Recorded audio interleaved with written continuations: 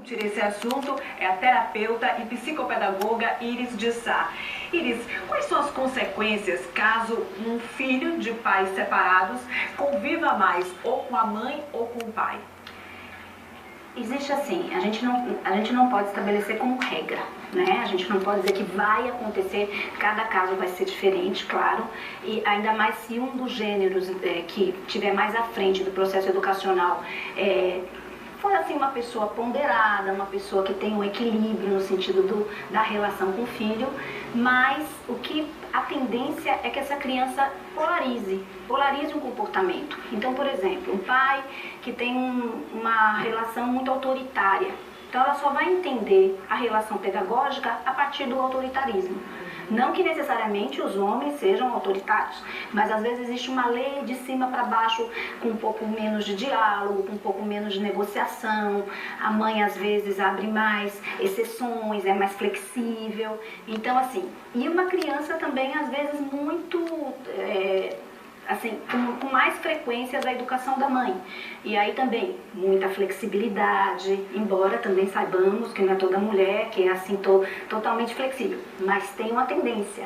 Então essa criança vai ficar com com o que é a polaridade, tanto do excesso vamos dizer assim, do excesso do mimo, porque não é excesso de amor nem de carinho, porque amor não quer demais, mas assim, do mimo, ou então o excesso da autoridade. Entre os especialistas em educação, psicólogos, psicopedagogos, qual tem sido a tendência, a opinião em relação à guarda compartilhada? Eu penso que a maioria concorda e a maioria pondera, porque inclusive quando a gente faz um acompanhamento de uma criança no consultório, a gente convoca o pai e a mãe.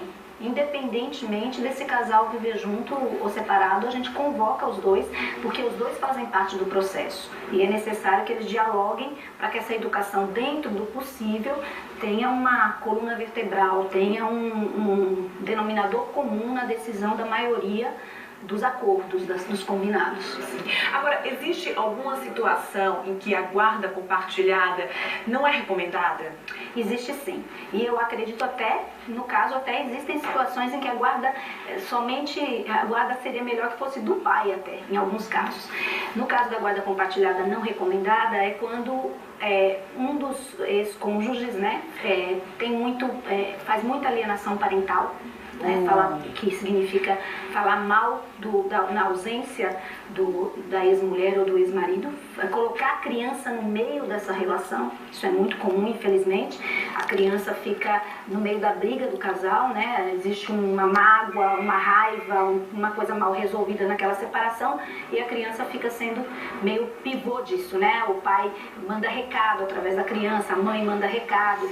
Quando os dois lares assim tem uma diferença absurda, porque é importante que a criança perceba que na casa do pai tem um funcionamento, um estilo, na casa da mãe tem outro estilo, mas não significa dizer que com o pai pode tudo, ou com a mãe pode tudo e vice-versa. Então, se for diferente demais em termos de princípios, valores, se a criança está exposta a algum tipo de violência com um dos dois, se, por exemplo, o pai ou a mãe estão envolvidos numa nova relação, num novo casamento, e esse parceiro, essa parceira traz alguma coisa negativa para a criança na educação, né? Se essa madrasta é uma madrasta mesmo, né? Se é uma pessoa que traz esse estereótipo, né, negativo às vezes da madrasta, mas você é uma pessoa que participa junto, que acolhe, que não é o papel da mãe, mas é um papel de alguém que auxilia, que ajuda, que apoia. Então, o perigo da guarda compartilhada estaria no uso da criança como um jogo de vingança. Tratar a criança como um bem. Isso, tratar a criança como um bem, tratar a criança como um objeto de chantagem, né, com outro. Enfim, é isso, alienar essa criança, né? Por isso que chama alienação parental, porque a criança fica alienada do processo, quer dizer, ela fica no meio, porque é muito difícil. Como é que ela vai decidir ou achar ou pensar quem é que está certo? Principalmente uma criança pequena. Então esses casos são bem graves. A gente vai continuar essa discussão, Iris, no próximo bloco. Não saia daí que a gente volta já já.